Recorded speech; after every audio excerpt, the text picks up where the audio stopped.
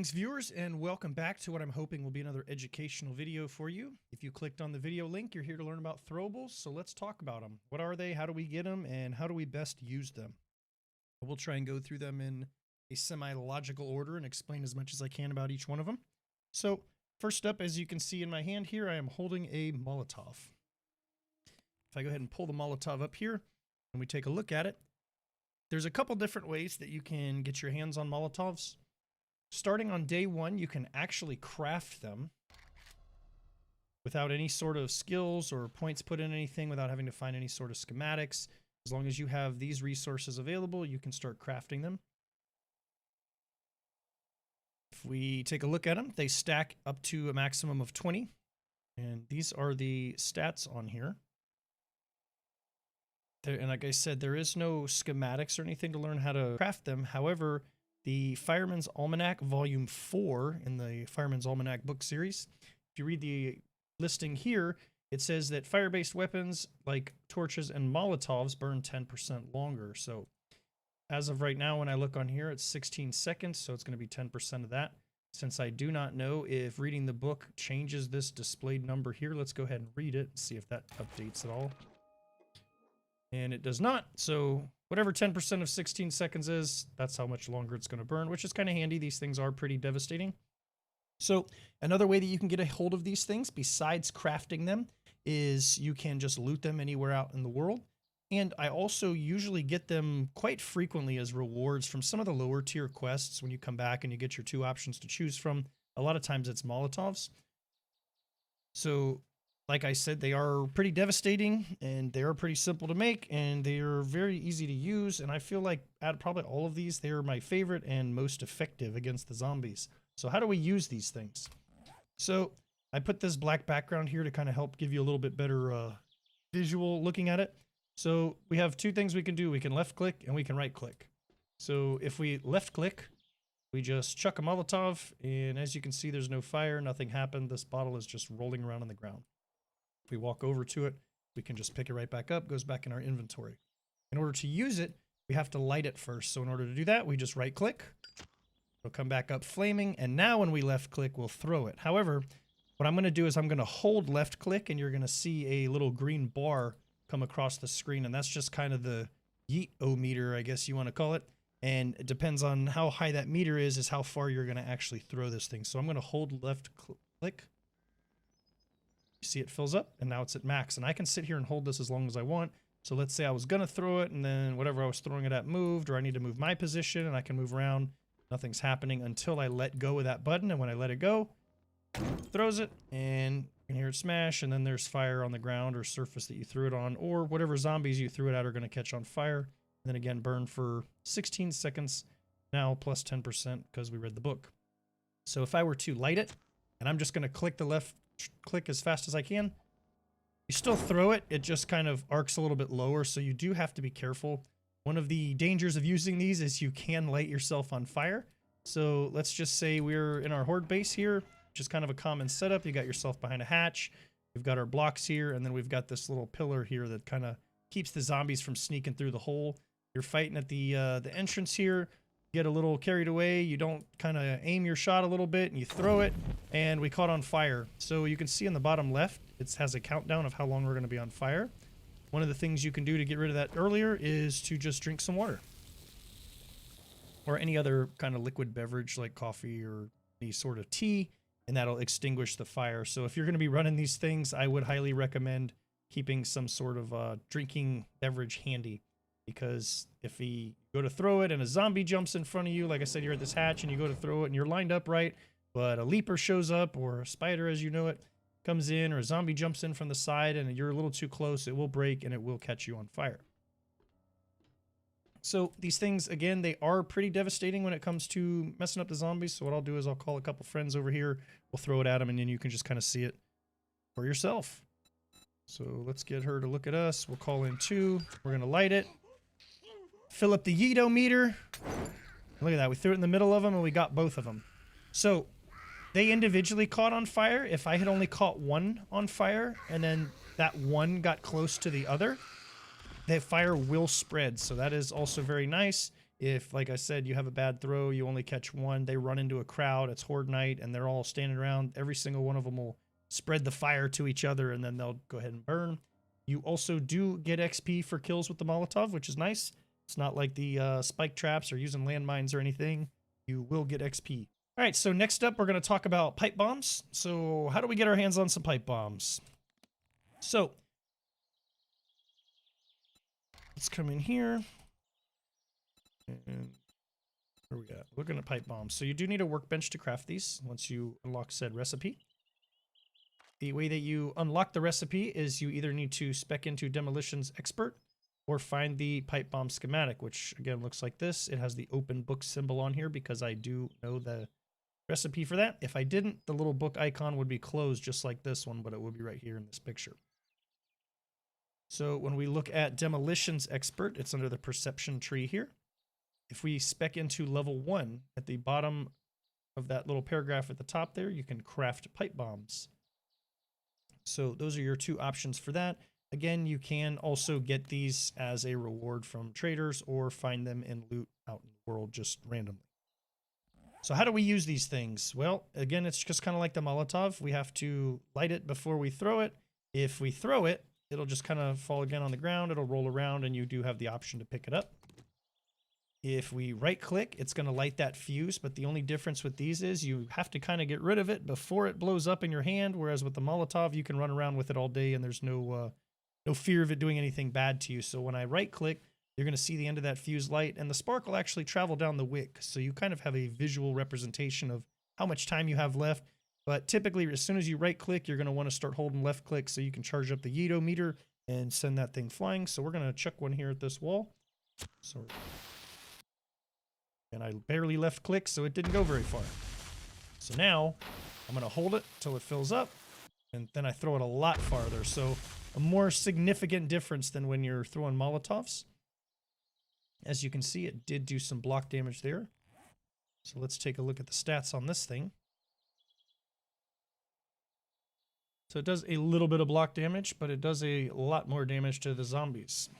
Fuse time is only 4 seconds, so it does not, again, as you can see, last very long. So once you light it, you want to get rid of it. Now, like the demonstration I did where I had the zombies chasing me, not necessarily a great idea to use these for that situation because by the time you wind up and chuck it at them, they may be in a different position than where you saw it. So you will have to time it a little bit. Maybe throw it a little bit closer to you, kind of at your feet, so that by the time they get to you, it'll detonate. But then you also have to get away from it because it will damage you if it blows up too close. So again, if you're in your horde base and you're fighting, even if you kind of back yourself into a little corner here and the zombies are all piled up at the hatch and you throw it, it has a chance to land kind of in here. And then if you're close enough to that blast radius, it will hurt them out there, but it will also hurt you as well. And again, it will do a little bit of damage to your blocks, but not a significant amount that probably won't be comparable to the zombies that are also beating on your defenses. So if we were to just call even in one zombie, let's see if we can actually do this. Call her in. We'll light this, kind of throw it, and then look at that. And she got too far away from it. So again, you'd have to kind of time it just right. That's kind of a dangerous game to play. I don't like to do that. I'd rather do that with Molotovs. Typically, what you're probably going to want to do is use these if you're using some sort of pit base or you have an area that the zombies are going to gather in before you chuck this so that they are nice and concentrated. So if I have my my little grenade pit here, so let's call in some zombie friends in our pit.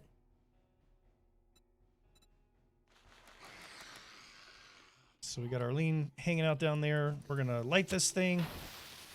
We're going to chuck it down our grenade chute. It's going to roll out. Take care of business. These things are pretty damaging to the zombies. They are very good, but again, you have to be a little bit more strategic when you're using them. These two didn't want to hang out in front of our grenade chute. And look at that, see? Barely hit that, and it sent it flying where I didn't want it, so they can also be a little bit troublesome sometimes.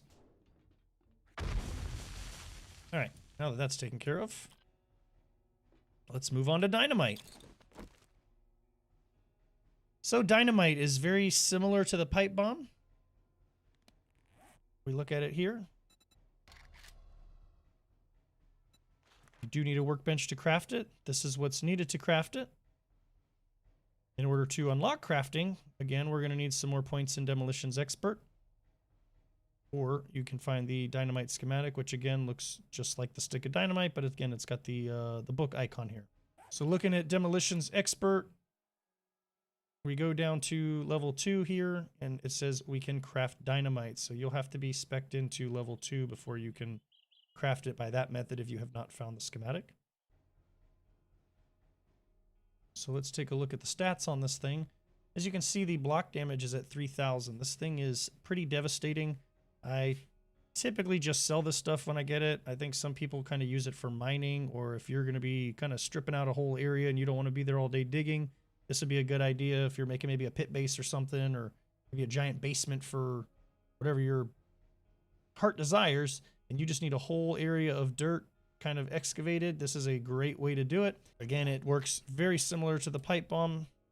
However, I'm going to throw it out here in the dirt because I'd really rather not blow up my laboratory area. So again, if I left click, this little spark is on the fuse there, but nothing's actually happening. I can walk over and just pick this up. If I right click, hold left click, throw it out there,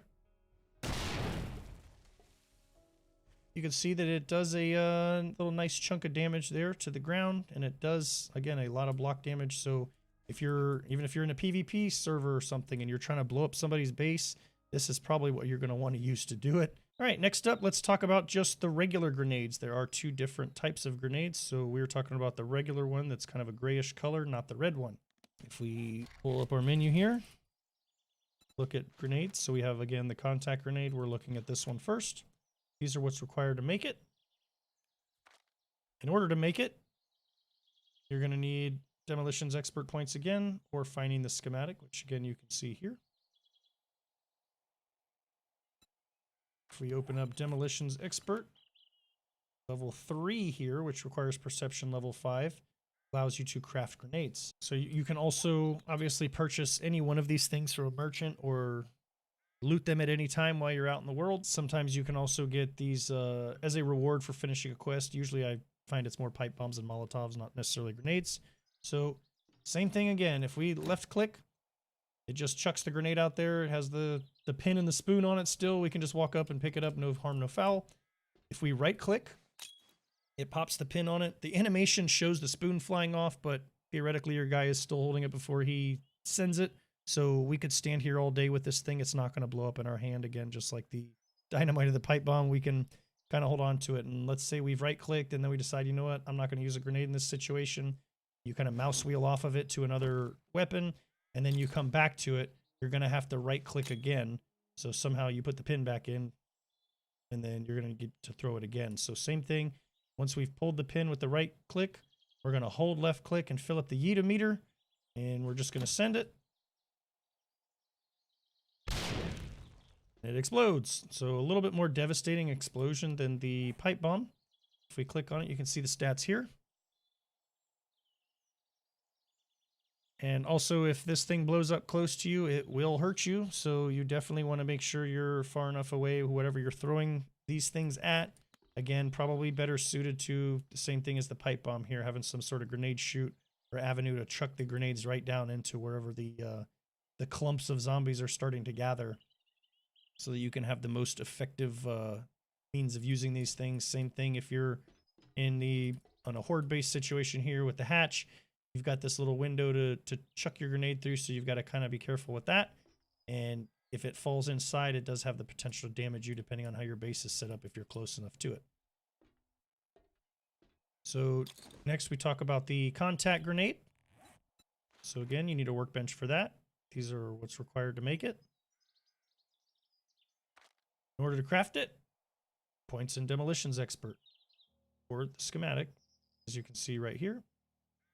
So when we look at Demolitions Expert, go all the way to the bottom here in level 5, we can craft time charges and contact grenades. So we'll talk about the time charges next. The contact grenades are very similar to the regular grenades. They even have the same stats, except there's no fuse timer. So as soon as this thing hits anything, it's going to explode. So it's almost kind of like a a mashup between the Molotov and the pipe bomb, because when the Molotov hits anything, it bursts into flames. The same thing with this, it's going to burst into the explosion. There is no fuse timer. If I left click and throw it, nothing happens. Pick it up. I right click, it pulls the pin. Same thing, I can cycle off of it and come back. No harm, no foul. I just have to right click again. Hold left click. I'm going to aim a little bit higher so that you can see when it hits the wall, it's going to instantly explode. It doesn't wait till it hits the ground. There's no fuse timer. There's no nothing. So if you throw that at a zombie's face, it's going to blow up, which can also, again, be a bad thing, because if you're in here in your horde base fighting from your position, pull the pin, you back up, and you're like, oh no, I threw it too high, and it blows up in your base. Or, again, you're standing here, you go to throw it, a zombie pops up and causes the detonation in your face. It will cause damage to you. These things are rather useful, again, if you are using some sort of base like this with a grenade shoot. I would not recommend that. I would recommend just launching it straight off. Probably fall in that thing. Gonna just launch it straight down here onto the zombies' heads. And just let them have it. Just like that. Alright. So the next one is not really, I don't feel, geared towards combat. However, we'll talk about time charges next. Alright, so you will need a workbench for this. These are the components that are required to craft it. In order to craft them, again, points in you're going to need to max out Demolitions Expert, which also gives you the contact grenades. And then the Great Heist Volume 3 out of the book series. There is no specific schematic for the time charge, so this book right here is what's going to teach you how to do that. So once you get these things in your hand, again, they're not necessarily designed for combat. If we take a look at it here, these are more designed for block damage. It does do explosive damage. The radius is really short. So these things, typically when I've used them in the past, I always plant them and run away, but you can stand right on top of them. And I feel like whatever it's stuck to is what it's damaged. So it's almost like it's basically a breaching charge. So typically you're going to want to use these things for, if you find some hardened chests or gun safes out in the world, I wouldn't use it on the little small square safes. I've put these on there with no points in Demolitions Expert or Perception at all, and it just completely obliterates the safe. So don't use it on that. Use it on some of these tougher ones that, you know, you run out of lockpicks and you're like, I really don't want to beat on this thing with a level 3 stone axe all day. You find a time charge. That's what I would use. So same thing. If I left click, you just kind of throw it. Nothing happens. There's no beeping. There's nothing going on. I can walk over here. I can just pick this thing up. You're going to want to stick it to the surface after you right click. So you can see this gun safe is locked. So we're going to right click, punch in some numbers, and then I can walk around with this thing and nothing will happen. It's just kind of primed and ready until you stick it to something. So like you can see, I haven't placed it. Nothing's happening. I walk over here and left click. Now you can hear it beeping. Boom. Blows up. The safe is still locked. So this time I'm going to stand right on top of it. And nothing happened. I took no damage. So the gun safe's open. So it took 2 breaching charges for that. These things are usually a little bit tougher. Definitely going to want to use more than one. Look at that, it detonated that one. So I didn't go over this with the other ones because I was going to wait. But if I stick a couple... Oops. We're going to need some more of those.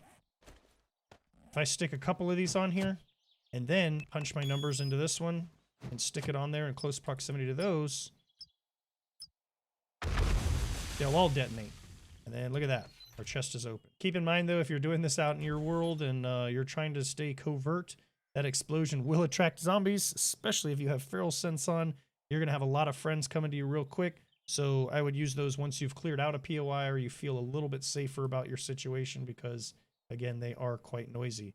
Now, you can use these for combat. You can stick them to a zombie, but it's only really going to damage that zombie, and I feel like that's kind of a waste. And it may actually be sort of difficult because they like to bob around, and maybe I'm not the greatest 7 Days to Die player and I can't always score the perfect headshot. I don't know that this is going to be much better sticking it to their faces. So, like I kind of demonstrated with the time charge here. So, the Molotov, I don't know why you can just throw it without lighting it because I've thrown them and shot them. I've thrown them and used explosives. Nothing that I do once this thing is rolling around on the ground will cause that to detonate. It just sits there, so pick them up.